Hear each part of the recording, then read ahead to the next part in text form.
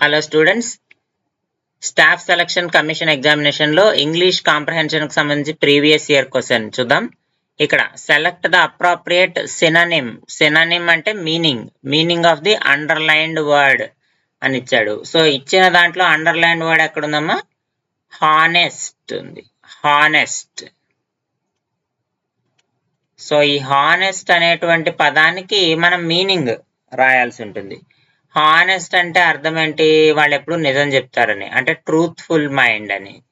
So ఈ truthfulness కి ఇక్కడ దగ్గరగా సరిపోతుంది. డిసిప్టివ్ అంటే అబద్ధం చెప్తాడమ్మా, కాబట్టి హానెస్ట్ కి దగ్గరగా లేదు. సిన్సియర్ ఉంది, హానెస్ట్ కి దగ్గరగానే ఉంది. సో ఈ రెండు సూట్ అయ్యే అవకాశం ఉంది. బయాస్డ్ అంటే ఎవరికో ఒకళ్ళకి మాత్రమే వాళ్ళు ఫేవర్ చేస్తారు, కాబట్టి అది కూడా కాదు.